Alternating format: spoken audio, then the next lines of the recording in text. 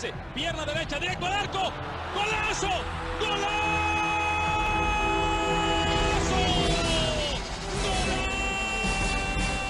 The world of football with a soccer perspective. This is Soccer Today with Duane, Rollins and Kevin Laramee. Live on the Sports Podcasting Network.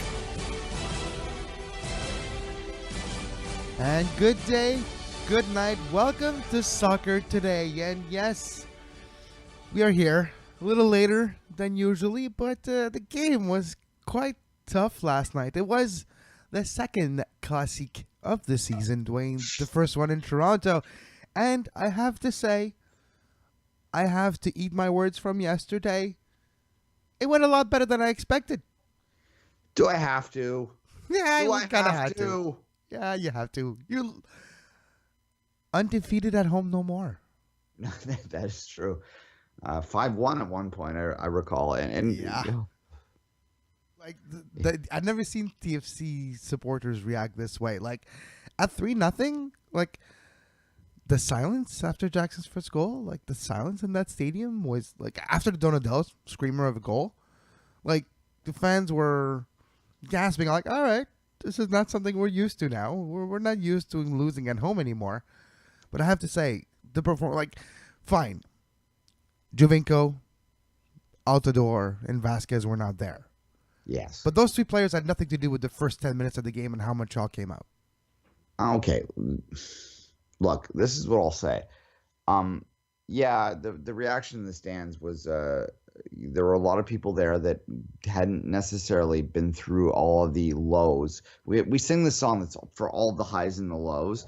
There's a lot of people in the stands that have not been there for the lows. I'll admit that. Those folks were like booing and whistling and all that sort of jazz when it got 3-0. Those of us who have been there for the lows were like, oh, I remember this. This is how it used to feel. It's good to be reminded of that stuff, and we'll get into that in a minute. But look, it all started with that bizarre first goal.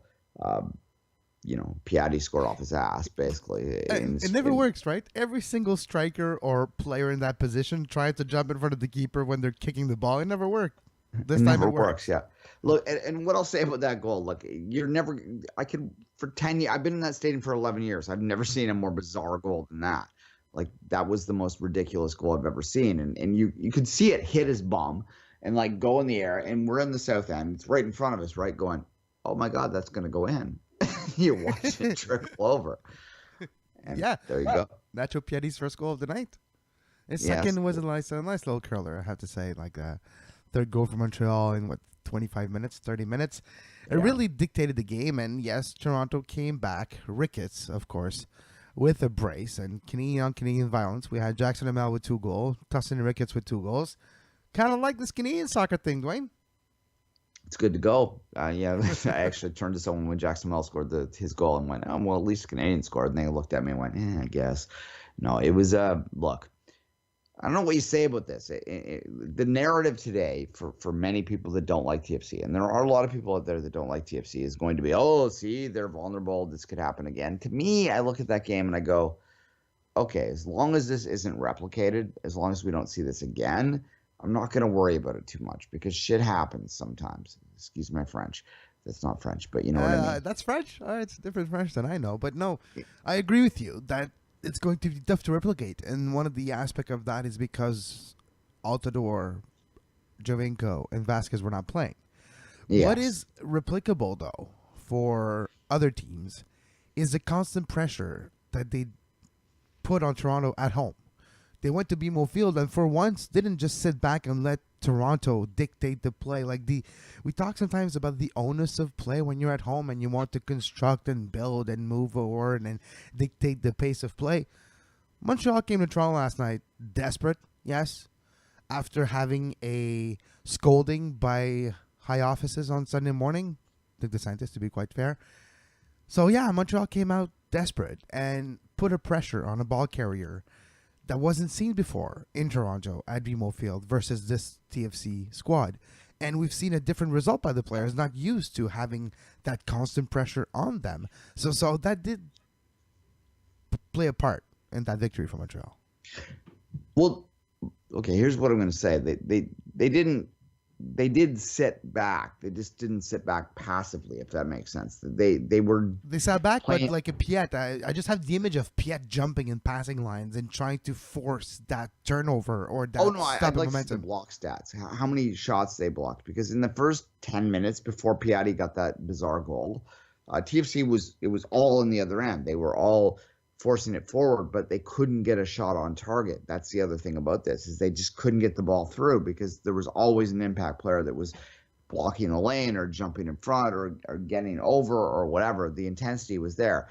There were people that were screaming like, these guys didn't show up. They were, complacent. They were whatever. And I don't necessarily believe they were complacent, but I do believe that there was one team that was more desperate than the other last night. And we saw that.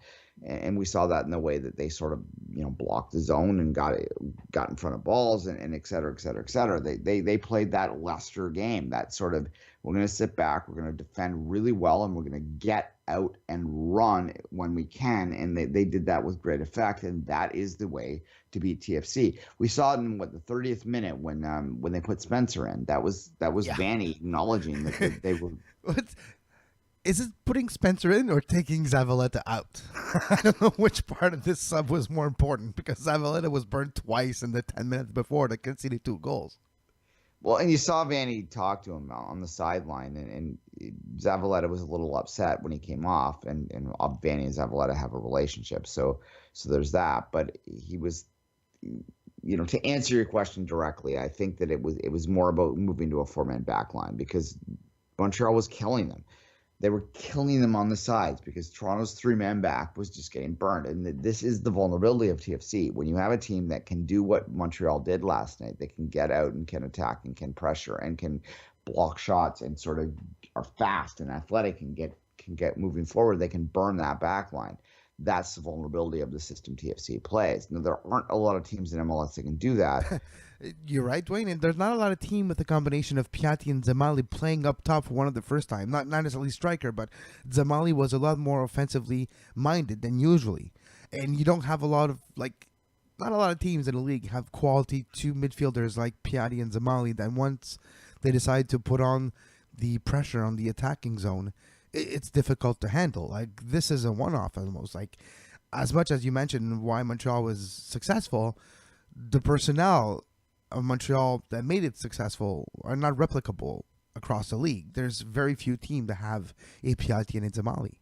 No, for sure. And this is kind of the point I'm making. Look, I've said this before, derby aside, rivalry aside, there is probably no other team in MLS that is as much that provides Toronto, I should say, with as much difficulty as the Impact do, because just the skills they have, the abilities they have are such that they really match up well with TFC. And if you look at TFC v Montreal games, again, rivalry aside, they're the team that has given Toronto the greatest degree of difficulty in the league over the last few years. And Atlanta may be the other one that's similar, which is why TFC wants to avoid playing Atlanta in the playoffs.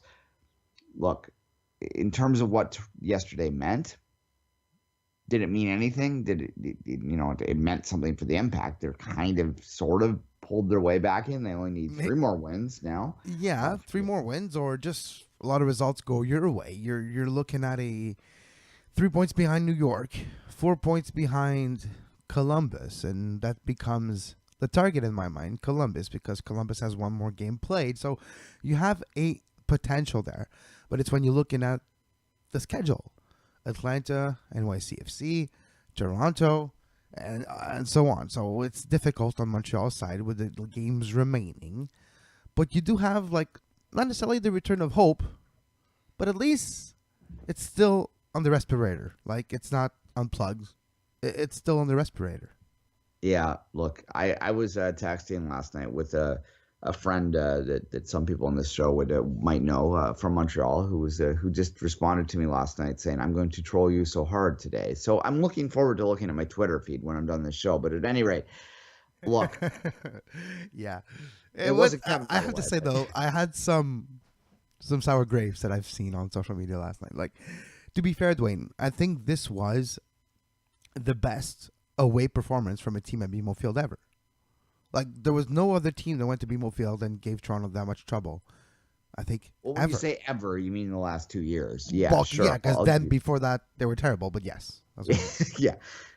Well, in 2014 they were kind of just okay, and then Yeah, before fine, that, okay. Compared to 2012, I'll give it to you. They were just okay in no, 2014. yeah, that's the point I'm making here. But look, as I said, when you're talking about this current management of TFC, this current TFC basically was an expansion club in 2014. Let's not kid ourselves.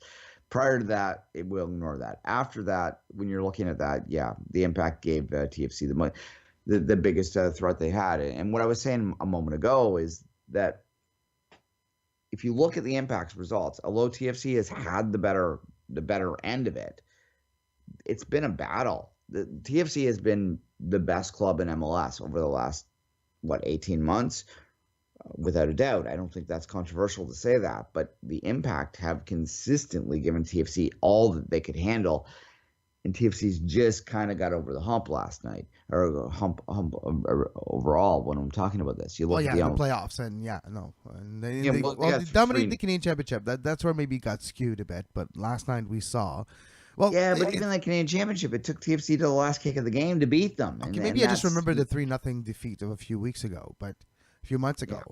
But one thing that I agree with you here is the way it happens. It's never like close games either. It's either one team dominating or the other team dominating, and late in the game something changes. Like 2 goals late in the game yesterday, still for Montreal, it could have been a 5-1. It could have been a total trashing, but Ricketts had other plans. But we've seen this in this rivalry, even in playoffs, in the Canadian Championship, home and away. It's never like a close game. Oh, it's 0-0. No, it's always one team dominates, but the other team finds ways to be effective either late in game or over the period of 2 games. It's a fascinating matchup. It's true. No, for sure. And look, the 2 late goals last night. What I'll say about TFC and how good TFC is right now, and not to make today about TFC, because this is Montreal's day and they deserve all the credit for what they did last night. They came out, they had a game plan, they executed, they got a little bit of fortune, but that's always part of the game, and they took advantage of that. But when even when it was 5-1 and TFC scored those 2 quick goals, you're lying to me, Impact fans, if you weren't a little bit worried at that The point. players were worried. You had that panic setting in. You did feel like the angst on the field of the players, and a little bit of hesitation was back. The confidence dipped a little. You could tell right away. But then things settled. The Montreal looked at the clock. Oh, okay. We got this. Well, I turned to the person beside me when it was 5-3, and I said, if they score in the next 2 minutes, we're winning, is what I said. and I believe that. On social media, people are like, it's going to finish 6-5, isn't it? Yeah, well, like the message, I was talking with the text message I was having my friend from Montreal. She said, this is going to end 7-5, is what she said. And then I almost said to her, I was nice. I didn't say that's a bad score for you, but I didn't say that to her. So there you go. No, but all in all, it was an interesting game. More out of it than I expected. I truly felt Montreal was going to go in this game and have difficulty because of the 4 games before, because of the momentum, because of the comments of Joey Saputo, because of the comments of Nick DeSantis, because of the controversy that those comments kind of created in the locker room, outside the locker room, and the perception of everything. That rhetoric, because that's what it was, right? It was an answer. It was an answer to the last week's performance. It was an answer to the last 4 games before. It was an awakening. It was being woke, as the kids say. It was maybe too little too late, but it was an impressive match. Look, and as I just said, and look, you can clip this if you want. The Impact deserved everything they got last night. The Impact were the better team on the night. I don't necessarily think that means that TFC is going to choke or collapse or whatever, or it's any predictor whatsoever. But on the night, the Montreal Impact were the better team than TFC. You can clip that if you want. You know, what I think, too, it might be a blessing in disguise for TFC. 6th straight win, going to 7th win, and not that complacency settles in, but when you win all the time easily like this, 4-0, 3-0, 5-0, it's not even close. You're going into the playoff. when you're that much momentum, it's like having no momentum at all. Because we can afford to lose. It doesn't matter. Complacency can become a danger at that point. But with that loss, it kind of reshuffles everything. All right, guys, we need to start back next week, and we're going to get our players back from injury, and let's go on that run and have the confidence to do so, because they're going to reassess everything to make sure there's nothing that carries from this defeat. No, look, and that I'm not going to lie, that was things that was said in the stadium last night. I mean,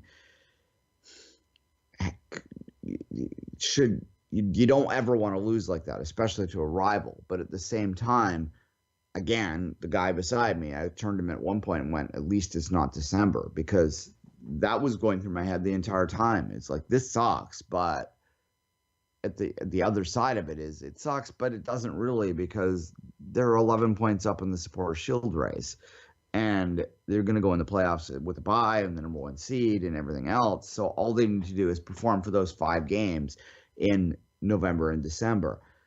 Had this happened had this been, round 1 of the playoffs and they're down 5-1 and they're going to go out, like, people would have been rocking, in their seats and weeping. But that didn't happen. This is just a one game. So, like, can TFC, can they look at this and go, oh, this is a lesson to be learned, that we can't take it off? Yeah, of course they can. I don't necessarily think the TFC did take it off. I'm not going to buy into that narrative that they were complacent. I'm going to say that Montreal played very well, and that Montreal was desperate, and that Montreal got a little fortunate early, and that's not a criticism of the win. They got fortunate and they took advantage of it. But the point being is that TFC players are looking at this now, and they're going to go, okay, we have to show up every game. We have to be intense every game. We have to bring it every game. Otherwise, we could be down 5-1 at home, and this entire dream season, which is still a dream season regardless of this loss, could go out the window in a snap of the fingers, right? Yeah, and for Montreal to truly be back in the playoff race because of their difficulty of their remaining schedule, they're going to have to pull off another great result this Sunday against Atlanta. And yes, they were lucky in the fact that the game was postponed. It was originally scheduled earlier this season to be taking place on Saturday. It would have been a very short week. It got postponed to Sunday. Montreal's got a chance to replicate this victory on the road against another great team on fire, Atlanta. Then do the same against New York City FC. If they can win those 2 remaining games back-to-back, the next ones, and have 3 in a row, then maybe you're back in a conversation depending what Columbus does. It's always going to be depending what Columbus, Atlanta, or New York does. And speaking of New York, I kind of hope that last night creates a bit of controversy and maybe gives Montreal a chance to have good results if there is a PTSD for the Red Bulls now in the league after this U.S. Open Cup loss. That's so Metro. You know what I read, Duane, last night? After, I think it was Mark Fishkin, famous supporters of New York on Twitter, who after the first goal by Kansas City, like a cross by Zusi, and it finished by the shortest guy on the pitch, scored a header against New York in a final. That's so Metro. Be like Javenko scoring against him on a header. Yeah, no, look. What we said yesterday when we were previewing this game was that as much as I realized that New York set themselves up for this, they sat players out on the weekend, et cetera, which, maybe they're regretting now, I don't know. And that their fans so desperately wanted this, it just seemed like it was probably going to be SKC's game to lose. And SKC went out and they won the game, and good for them for that. And this is the third U.S. Open Cup they've won in the last 6 years or something. Like, this is that's the thing about the USOC, is that there are teams that take it more seriously than others, and they go on dominant runs. We saw Seattle about 5 or 6 years ago win 3 of them and dominate this and make it their own. And now we're seeing SKC do the same thing. I think it was even 4, to be honest. Yeah, no, but it was Seattle's thing. Like, even when they weren't able to get success in the playoffs, and the playoffs are what they are, they were going on USOC runs, and they made it their own, and they were able to sort of establish themselves in many ways as a dominant club by winning that thing. And Kansas City has done it since then. But, I kind of feel for the Red Bulls fans right now. I made the joke, that's so Metro's joke off the top, but I kind of feel for them a little bit because I know how badly they wanted this. They are the Vancouver Whitecaps of the USOC. The Whitecaps and the Voyageurs Cup. That's a love story for tragic times. Yeah, but what I'll say to Red Bulls fans that are listening, they are the Whitecaps of the USOC, but the Whitecaps did somehow win a Voyageurs Cup 2 years ago. So there you go. And made a decent Champions League run out of it, too. Let's be honest. But going back to the Red Bulls, Duane. Red Bulls rested veterans in the weekends, rested their best asset. We're getting ready and prioritizing this final. Kansas City didn't. But Kansas City won. What does it say about the Red Bull season, how it's difficult for them to get something out of it? They were one of the best teams in the league if you go back in the last 3 years under Jesse Marsch, but were not able to replicate their success in games where trophy mattered in the playoff last year especially, and now in the final game last night. And in the league, they're now 6th. They're not having the best of moments right now, and it's getting to be difficult, and they're just a few bad results from maybe being the one who slides out if any of those 6 teams slides out of the playoffs. So what does it say about the Red Bulls, that defeat? The Red Bulls are a funny animal this year. At the start of the year, we all looked at them, and we all looked at sort of the history of the Red Bulls over the last 4 or 5 years, and we thought they would be a dominant team in the East, but it just hasn't proven to be the case. They aren't. Like, does anyone fear them? Like, I think about a TFC perspective here for a second. Like, TFC would not be frightened to play them. No one would. They've got Bradley Wright Phillips up front. He's a bit dominant, but other than that, in question in the middle. So there's a couple good players or a couple good pieces there. But overall, this is a team that sort of it just doesn't really reflect the old Red Bulls. They don't have that dominant game breaker in there. With all due respect to BWP or to Classique, they're not a Javenko. They're not even a Josie. They're just good pieces in MLS that would be a nice secondary piece of any club in the league. But they just don't have that same dominant feel that they do. And I don't think that anyone fears them. They're in 6th right now, as you said, and I think that that's a fair position for them. They're probably a playoff team, but are they a team that you think is going to win the MLS Cup? I don't. Do you? No, I don't have that feeling right now. They're not looking to me as a team that's deep enough or set up in a way that could get results close in close games in close proximity as well. We're talking about Wednesdays to Saturdays to Tuesdays, depending on the playoff schedule and where do you seed. But no, they're not looking like a team that's gearing for the playoffs to be successful, like in Atlanta, like a Toronto before last night, or like other clubs in the Western Conference. Right now, Red Bulls are looking like maybe the one who's going to miss the dance. Yeah, well, I think they're going to sneak in, but I think they're going to sneak in as the 6th place team. So we'll see. Look, this was their season last night. This was their opportunity to qualify for the TCL. This was their opportunity to make something out of the year, and it fell by them. And a bit of bad luck in the fact that they were playing it on the road, but full measure to KC. And SKC, as I've said before, and maybe this is the way to go with this, to move past the Red Bulls, is to talk about Kansas City, the team that actually won last night, and say that that even though they lost Dwyer, even though they don't have that dominant forward up front anymore, I still think this is a dangerous team in the playoffs because they have that ability to shut a game down. They have an ability to shut a game down in the way that no other team in this league does. They are so solid. You look at the way TFC lost, and if you consider TFC the favorite to win the MLS Cup, and I think we do, you look at Kansas City, their ability to shut a game down. You look at their ability to be tight. You look at the way TFC lost last night, which is basically because they weren't tight at the back. They were getting killed on the break. You can't see KC doing that, and that's playoff soccer, right? The ability to sort of shut teams down, to not allow, to be tight, to be aggressive, to be sort of just solid in the way that they are. So I would argue, Kevin, that of all the teams in Major League Soccer beyond Toronto right now, I would say KC, to me, is the team that is most likely to win the MLS Cup final. Again, beyond Toronto, because Toronto is still the favorite. No, for sure. No, exactly. Toronto's still the favorite for the Shield, and favorite for the MLS Cup quite heavily, to be honest. No, they are. And I mean, unless they, if they go out on Saturday and lose again, then maybe we'll have a different conversation. But if this was a one-off, then it was a one-off, and we move on.